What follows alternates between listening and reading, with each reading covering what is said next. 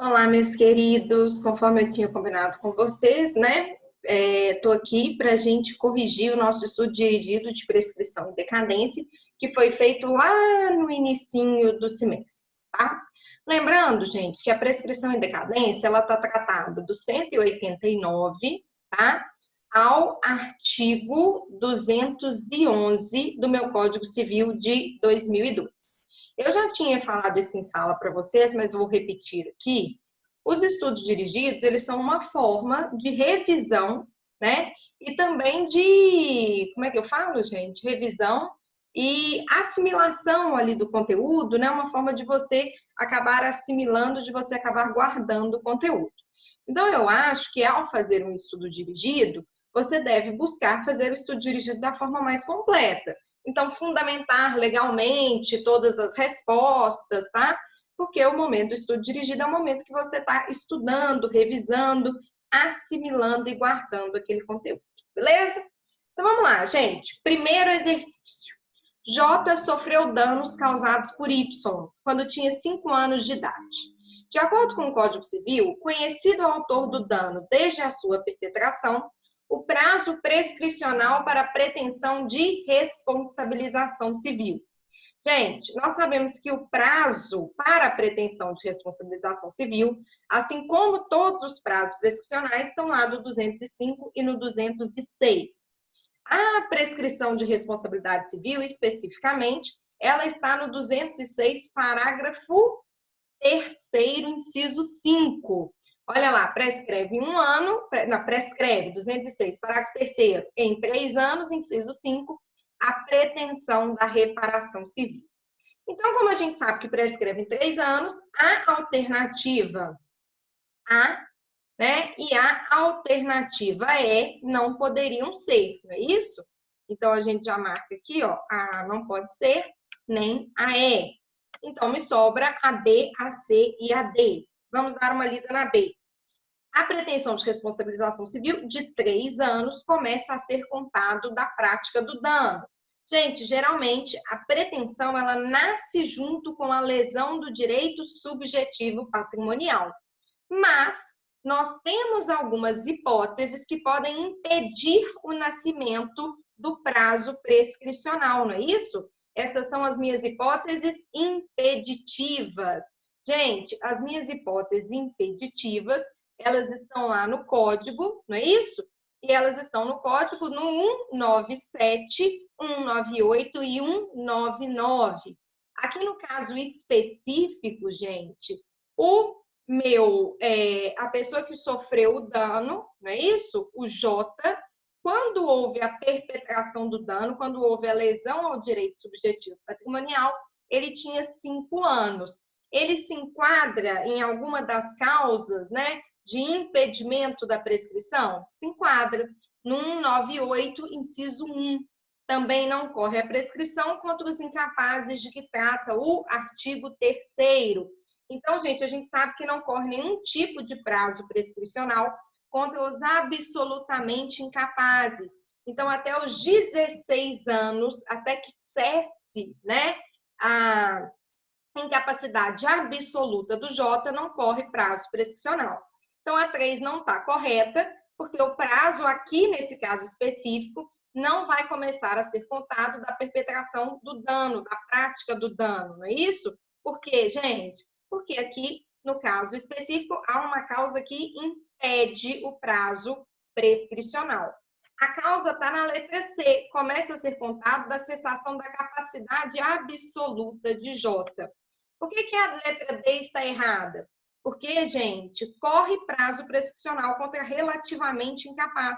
Então, o prazo prescricional ele começa a contar a partir dos 16 anos e não a partir do momento que a pessoa atinge a maioridade civil.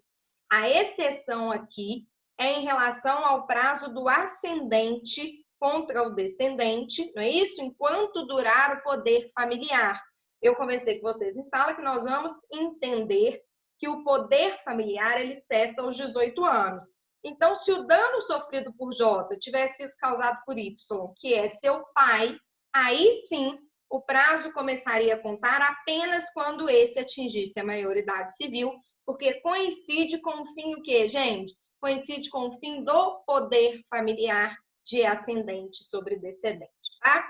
Então, a nossa resposta correta aqui é a alternativa C, beleza? Começa a contar da cessação da incapacidade absoluta de J, ok? Eu vou apagar aqui, deixar só o correto marcado para que vocês não confundam, beleza? Alternativa correta, letra C.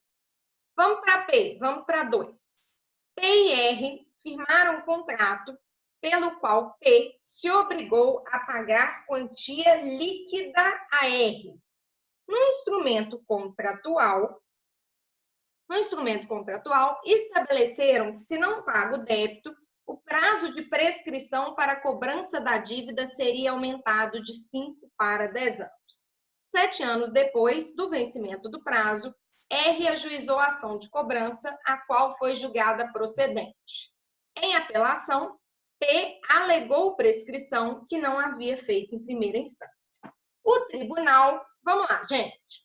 Primeiro, ele me fala que P e R firmaram um contrato pelo qual P se obrigou a pagar quantia líquida a R. Gente, quando a gente pega o Código Civil, vai lá no 206, a gente vê que o prazo prescricional para cobrança de quantias líquidas, não é isso? É 5 anos. 206, parágrafo 5º, inciso 1º, prescreve em 5 anos a pretensão de cobrança de dívidas líquidas constantes de instrumento público ou particular. Então, gente, a priori, esta relação, esse contrato que foi feito entre P e R, a partir do momento do vencimento, prescreve-se em 5 anos. Porém, as partes estabeleceram no instrumento contratual que o prazo prescricional seria aumentado de 5 para 10 anos. Gente, isso é possível? O prazo prescricional ele pode ser alterado entre as partes? Nananina, não. Então, esse acordo feito entre P e R não tem validade nenhuma. Por mais que eles tenham acordado que o prazo prescricional seria aumentado de 5 para 10 anos, o prazo prescricional continua sendo de 5 anos. Por isso que 7 anos depois do vencimento da dívida, o R ajuiza uma ação de cobrança e essa ação de cobrança foi julgada procedente. Ok. Porém, em sede de apelação, o P alegou a prescrição. Ele pode alegar a prescrição em sede de apelação? Pode. Lembrem-se que eu comentei com vocês que a prescrição ela pode ser alegada a qualquer tempo e a qualquer grau de jurisdição e pode ser até mesmo reconhecida de ofício pelo juiz. Então, gente, aqui nessa situação nós temos o seguinte. Primeiro, a pretensão estava prescrita. Tinha passado 7 anos e a prescrição ela é de 5 anos para a cobrança de dívidas líquidas. Ah, Carol, mas eles fizeram um acordo aumentando o prazo prescricional. Este acordo não tem validade nenhuma, porque o prazo prescricional ele não pode ser modificado, não pode ser modulado pelas partes. Na primeira instância, ninguém alegou a prescrição, o juiz também não percebeu e julgou procedente a ação de cobrança. Depois desse julgamento em primeira instância, em fase recursal, P percebe que estava prescrito e alega essa prescrição. Vamos ver as alternativas dentro de tudo que a gente conversou aqui, que coaduna com o entendimento da lei. Alternativa A. O tribunal não poderá reconhecer a ocorrência da prescrição, porque o contrato obriga as partes contratantes, inclusive no que toca à alteração dos prazos prescricionais, além de ter ocorrido preclusão. Gente, a alternativa A está completamente errada. Primeiro que o contrato obriga as partes contratantes, sim, mas não no que toca à alteração dos prazos prescricionais. Porque já que os prazos prescricionais não poderiam ser alterados pelas partes, essa parte do contrato ela é nula de pleno direito. Além disso, gente, não ocorreu preclusão para a alegação da prescrição. O que é preclusão? Preclusão é quando você perdeu o prazo para alegar alguma coisa. Gente, aqui o P, ele não perdeu o prazo para alegar a prescrição. Porque a prescrição ela pode ser alegada em qualquer tempo e em qualquer instância, em qualquer grau de jurisdição. Então, a alternativa A está completamente errada. Alternativa B. O tribunal não poderá reconhecer a ocorrência da prescrição. Porque, embora a questão não preclua, o contrato obriga as partes contratantes, inclusive no que toca à alteração dos prazos prescricionais. Gente, o tribunal deverá sim reconhecer a ocorrência da prescrição, exatamente porque o contrato não obriga as partes naquilo que toca à alteração dos prazos prescricionais. Lembrem-se disso, tá? Prazos prescricionais não podem ser alterados pelas partes. Alternativa C. O tribunal deverá reconhecer a ocorrência da prescrição, pois os prazos prescricionais não podem ser alterados por acordo de vontades, e porque a prescrição pode ser alegada em qualquer grau de jurisdição pela parte a quem aproveita. Certíssimo! Não há nenhum erro na alternativa C. Por enquanto, para nós, ela é aquela que me parece a mais correta, não é isso? Então, vamos passar aqui para a alternativa D. Poderá reconhecer a ocorrência da prescrição apenas se R for absolutamente incapaz. Por esta condição, impede que as partes alterem, por acordo de vontades, os prazos prescricionais, além de evitar a preclusão.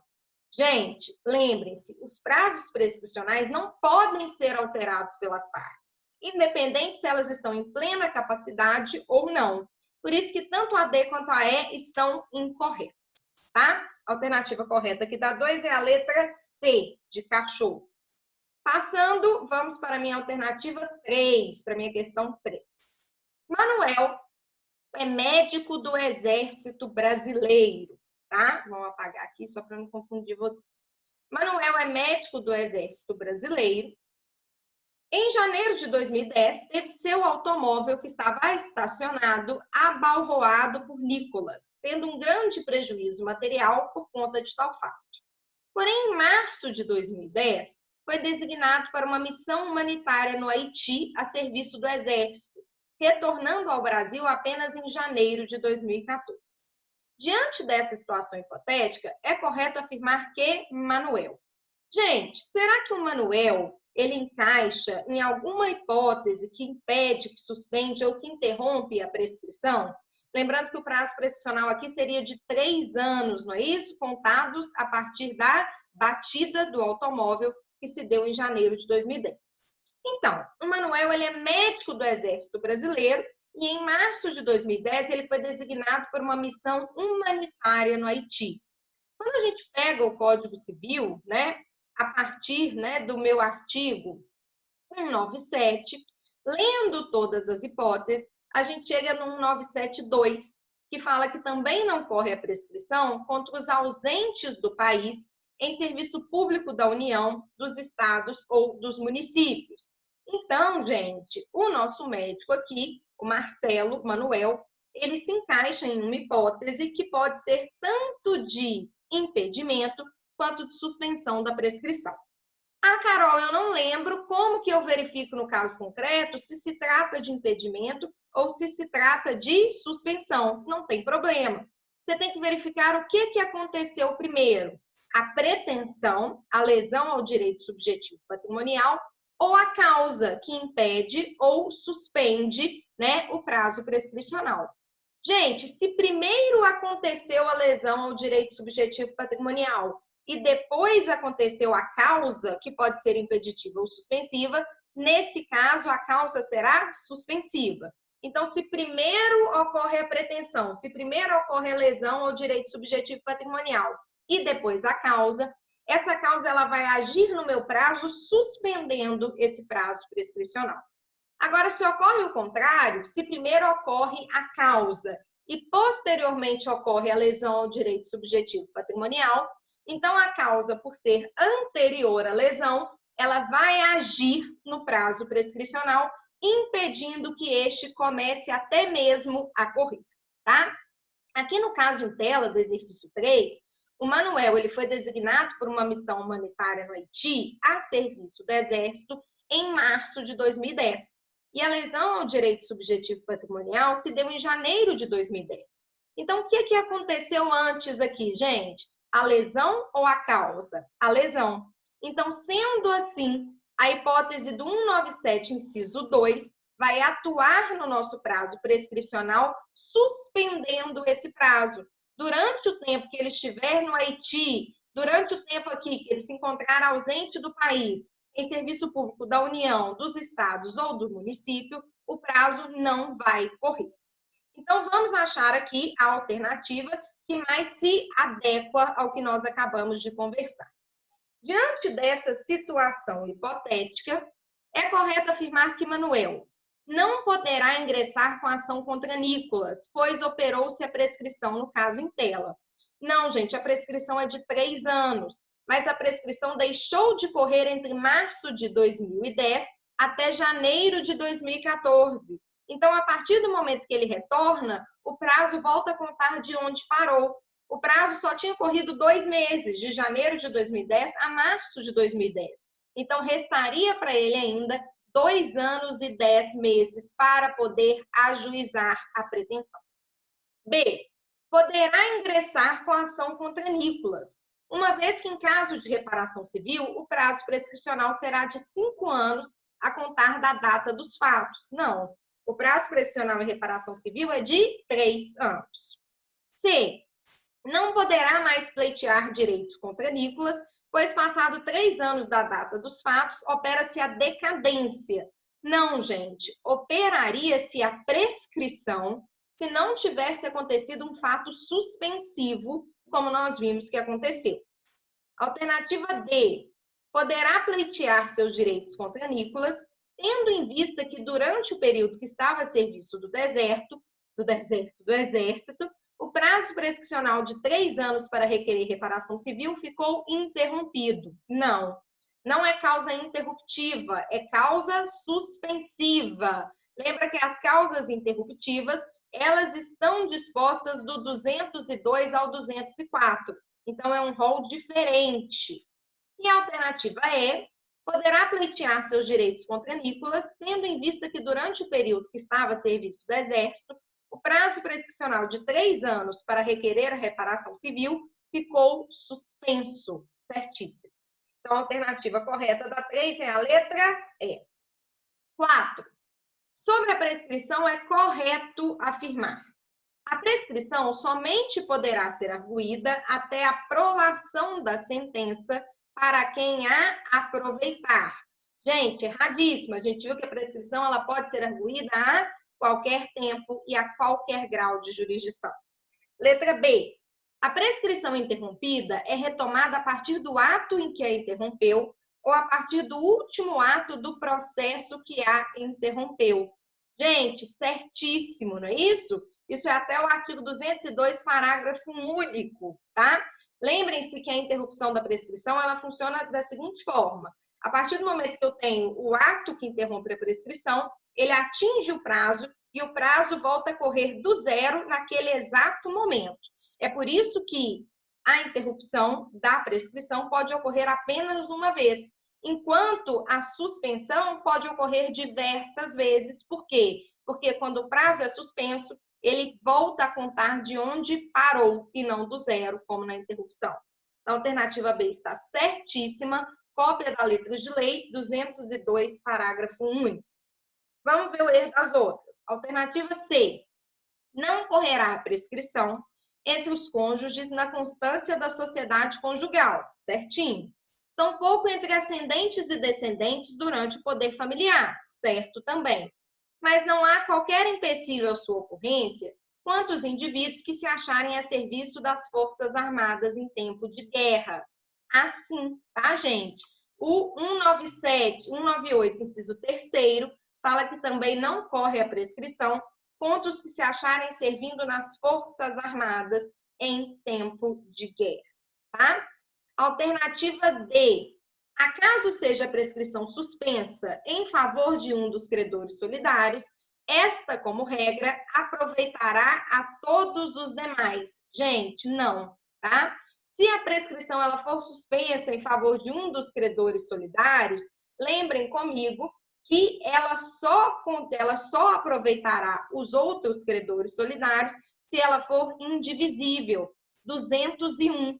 Suspensa a prescrição em favor de um dos credores solidários, só aproveitam os outros se a obrigação for indivisível.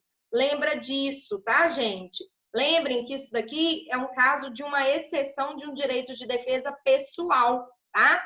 Lembrem-se que na minha obrigação solidária eu tenho vínculos diversos entre cada credor e devedor. Então, por isso que o 201, ele fala que se a prescrição for suspensa em favor de um dos credores solidários, não vai aproveitar os demais, salvo se a obrigação for indivisível. Por quê, gente? Porque na obrigação indivisível, por o objeto ser indivisível, pelo objeto não poder ser fracionado, que ele só pode o quê, amores? Que ele só pode ser cumprido de uma vez só, ok? Então, tá errada. E a E, na ausência de legislação específica, prevendo de forma diversa, o prazo prescricional será de 15 anos. Errado. O prazo prescricional geral, ordinário, ele é de 10 anos, artigo 205, ok? Então, aqui, a nossa alternativa correta vai ser a letra B de bom. 5. Maurício e Odete celebraram, por instrumento particular em que se avençou tratarem-se de credores solidários, contrato de mútuo por meio do qual entregaram 10 mil reais a Nilce, tá? Então, Maurício e Odete são credores solidários de um valor de 10 mil reais à devedora Nilce. Esta se obrigou a devolver o montante em 1º de julho de 2007. Não cumprida a obrigação, Maurício protestou judicialmente Nilce. Gente, lembrem que o protesto ele interrompe a prescrição, tá? Olha aqui, a gente vem no 202. 202, a interrupção da prescrição, que somente poderá ocorrer uma vez, dar-se-á por protesto, nas condições do inciso antecedente, e por protesto cambial, tá? Então, a partir do momento, né, que o Maurício protestou, houve a interrupção da prescrição em 1º de julho de 2011. Como Nilce continuou inadimplente, Odete ajuizou a ação em 4 de julho de 2015. A pretensão de Odete, gente, vamos lá. Ela está prescrita, não está? Vamos ver a prescrição de Odete. Está prescrita, pois a interrupção da prescrição nunca aproveita aos demais credores, ainda que solidários. Gente, nós acabamos de ver a questão da suspensão da prescrição. A gente viu que a suspensão da prescrição em favor de um dos credores solidários não aproveita aos demais, salvo se a obrigação for indivisível. Mas e a interrupção, gente? A interrupção está lá no 204. Olha aqui. A interrupção da prescrição por um credor não aproveita aos outros. Mas aí vem o parágrafo 1º. A interrupção por um dos credores solidários aproveita aos outros. Assim como a interrupção efetuada contra o devedor solidário envolve os demais e os seus herdeiros. Então, gente, a suspensão da prescrição por um dos credores solidários não aproveita os demais, salvo se for indivisível. Mas a interrupção aproveita sim, tá? Em qualquer hipótese. 204, parágrafo 1º. Então, vamos aqui. A pretensão de Odete está prescrita, pois a interrupção da prescrição nunca aproveita aos demais credores, ainda que solidários. Errado. A partir de 1º de julho de 2007, quando Maurício protestou, interrompeu-se o prazo prescricional tanto para ele como para Odete, porque eles são credores solidários. Então, a partir de 1º de julho de 2007, o prazo começou a contar do zero. Não é isso, gente? O prazo começou a contar do zero, o prazo ele é de 5 anos, tá? Então, ó, se em primeiro... mentira. Isso, se em 1º de... Maurício protestou em 1º de julho de 2011. Então, em 1º de julho de 2011, com o protesto, o prazo volta a correr do zero. O prazo é de 5 anos, então o prazo vai até 1º de julho de 2016. Quando a Odete ajuizou em 4 de julho de 2015, não estava prescrito, tá? Porque a interrupção por um credor solidário aproveita os demais. A interrupção por Maurício aproveita a Odete. Então, tudo que fala que está prescrito, a gente já pode retirar. Tanto a A quanto a C contra a D. Então, nos resta 2 alternativas, a B ou a E. Vamos lá na B? Não está prescrita, pois a interrupção da prescrição aproveita ao credor solidário. Certíssima. E o erro da E? Não está prescrita, pois a interrupção da prescrição sempre aproveita aos credores solidários ou não. Não, não, gente. Tanto que o caput do 204 fala que a interrupção da prescrição por um credor não aproveita aos demais, a não ser, aí nos moldes do parágrafo 1º, que eles sejam credores solidários. Então, por isso, a alternativa correta aqui é a letra B de bolo. 6. Durante a constância do casamento, Lourenço emprestou para sua mulher, Bianca, a quantia de R$10.000 que deveria ser devolvida em 1 ano. Gente, a gente sabe que durante a constância do casamento não corre prazo prescricional. O empréstimo aqui aconteceu antes ou depois do casamento? Então, a dívida, né, o pagamento da dívida ocorreu antes, a data de vencimento da dívida, ocorreu antes ou depois do casamento? Depois. Então, o prazo ficou até mesmo impedido de correr. Passado mais de 10 anos sem que a dívida houvesse sido paga, o casal se divorciou. Então, o prazo prescricional aqui, gente, de 5 anos para a cobrança de dívidas líquidas, vai começar a contar, vai ter seu início no dia da decretação do divórcio. Isso porque o casamento deles estava impedindo o prazo de começar a correr. Passado 2 anos e meio da decretação do divórcio, Lourenço ajuizou a ação de cobrança contra Bianca, que, em contestação, alegou decadência, requerendo a extinção do processo com resolução do mérito. Gente, primeiro, que não houve decadência. Isso é uma hipótese de caso de prazo prescricional. E, além disso, não houve a prescrição, porque só tinha passado 2 anos e meio da decretação do divórcio, então o prazo só tinha corrido 2 anos e meio, ainda tinha-se mais 2 anos e meio para poder exigir essa pretensão. Vamos ver qual que é a resposta correta aqui, que coaduna com o que a gente disse. Tal como formulada, a alegação de Bianca, gente, de que o prazo era decadencial, né, e que já havia decaído, procede ou não procede? A gente sabe que não procede, não é isso? Então, tudo que tiver procede, a gente já pode tirar. Então, a letra B a gente sabe que não pode ser, nem a letra D. Então, pode ser tanto a A, quanto a C, quanto a E. Vamos ver. A. Improcede, pois se aplicam à decadência as normas que impedem a prescrição e não se passaram mais de 4 anos da decretação do divórcio. Primeiro, gente, tudo errado, tá? Primeiro que aqui não se aplica às decadências a norma que impede a prescrição. Lembra que prazo decadencial não interrompe, não suspende e não impede, tá? E mesmo assim, não se passaram mais de 4 anos da decretação do divórcio, está errado, porque o prazo seria de 5 anos. Alternativa C. Improcede, pois o prazo para a cobrança da dívida tem natureza prescricional, certinho. Mas o juiz deverá decretar a prescrição de ofício, pois se passaram mais de 10 anos da realização do negócio. Gente, o juiz até pode decretar a prescrição de ofício, mas ela também pode ser alegada pelas partes. Não há prazo para a alegação da prescrição. Lembrem-se, a qualquer tempo e em qualquer grau de jurisdição. E a alternativa é improcede, pois o prazo para a cobrança da dívida tem natureza prescricional, certinho. E não corre durante a constância da sociedade conjugal, certíssimo, é uma causa impeditiva nessa hipótese. Além de não ter se ultimado depois da decretação do divórcio. Sim, a partir do momento que o divórcio é decretado, como o prazo nunca nem tinha começado a correr, começa-se a contar os 5 anos que não tinham se consumado. Então, a alternativa aqui é a letra E. Em relação à prescrição, considere. Nós vamos ter que achar a alternativa correta, tá? Vamos lá.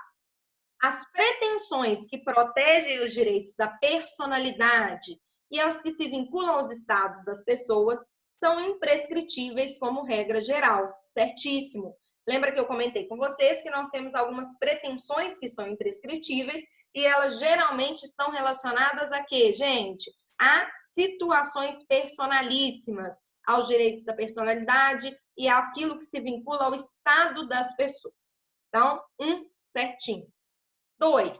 Não corre prescrição entre os cônjuges na constância da sociedade conjugal. Certíssimo também. 3. A prescrição iniciada contra uma pessoa continua a correr contra o seu sucessor. Lembra que eu falei com vocês, gente, que a prescrição, ela não para de correr, não é isso? O prazo prescricional, ele não para de correr em virtude da morte. A morte não impede, não interrompe, nem suspende o prazo prescricional. Está lá no 196. A prescrição iniciada contra uma pessoa continua a correr contra o seu sucessor.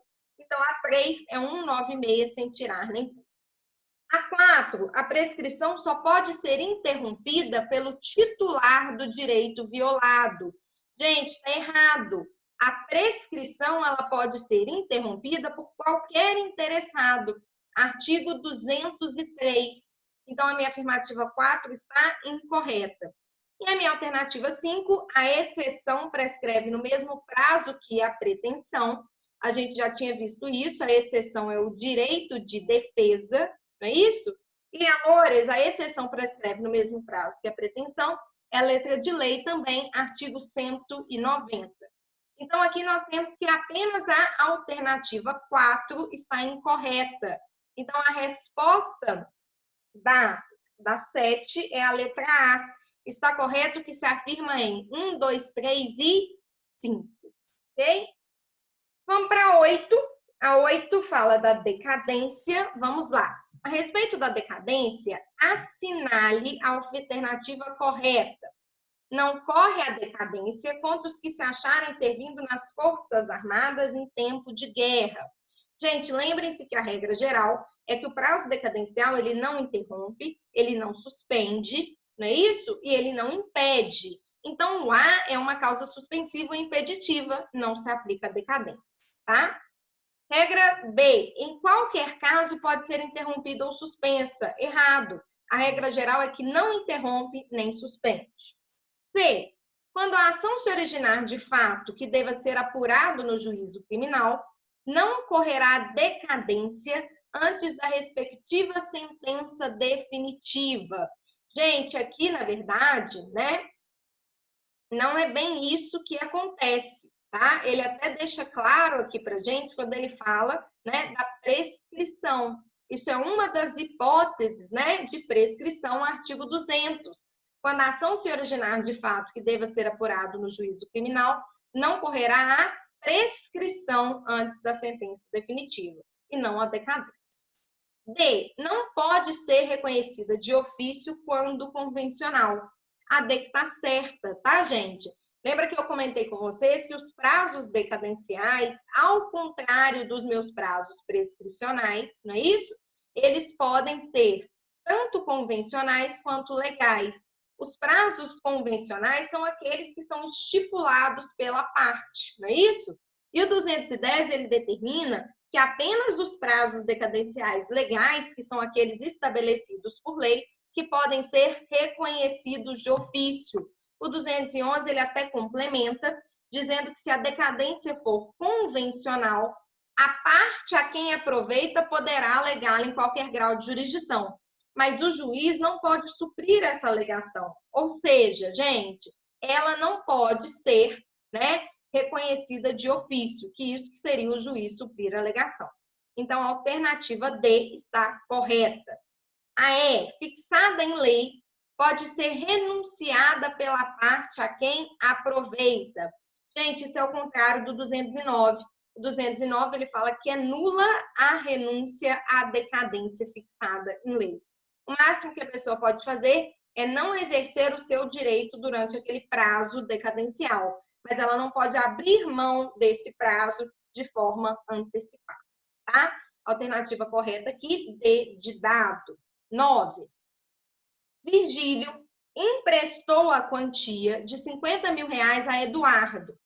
7 meses após o vencimento da dívida, Eduardo ainda não havia efetuado o pagamento, ocasião na qual Virgílio veio a falecer por força de um infarto, deixando 2 filhos maiores de idade. É correto afirmar que o prazo prescricional sequer começou a correr? Não, já tinha começado a correr e já tinha passado 7 meses. O prazo de 5 anos tinha corrido 7 meses, porque ele começa a contar da lesão do direito subjetivo patrimonial. Então, aqui, a partir do momento em que tem a data do vencimento e não há o pagamento, 7 meses. Foi suspenso em decorrência do falecimento de Virgílio. Gente, a morte não impede, não suspende e não interrompe o prazo prescricional. É por isso que a alternativa B, a alternativa C, está errada. Alternativa D, continuou correndo contra os 2 filhos de Virgílio. Certíssimo, gente. Nós vimos que o prazo prescricional, ele continua a correr contra o seu sucessor, 196. A prescrição iniciada contra uma pessoa continua a correr contra o seu sucessor. Alternativa D de dado correta. E o erro da E, converteu-se em prazo decadencial em virtude da morte de Virgílio? Claro que não. A gente sabe que o prazo prescricional e o prazo decadencial, eles têm o quê, gente? Razões de ser diversas. Então, uma morte, ela não converte um prazo prescricional em um prazo decadencial de modo algum. Trouxe um desafio aqui pra gente, tá? Na verdade, nem é um desafio, porque eu dei esse exemplo em sala, muito tranquilo.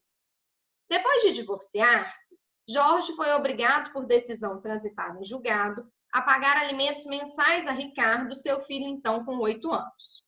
Os alimentos jamais foram pagos. Ao completar 18 anos, Ricardo ajuizou a ação contra Jorge, pugnando pelo pagamento dos alimentos vencidos nos 10 anos anteriores ao ajuizamento da ação. Jorge, por sua vez, contestou, alegando apenas prescrição da totalidade da pretensão, apenas. Durante a menoridade, Ricardo permaneceu sob a guarda da mãe. Logo após o divórcio, Jorge contraiu novas núpcias. A pretensão de Ricardo deve ser: primeiro, gente, nós sabemos que não corre prazo prescricional contra absolutamente incapaz. Então, até os 16 anos, né, do filho, até os 16 anos de Ricardo, não corria prazo prescricional nenhum, porque ele estava impedido de correr. A partir do momento que ele fez 16 anos e ele tornou-se relativamente incapaz, o prazo começaria a correr, não é isso?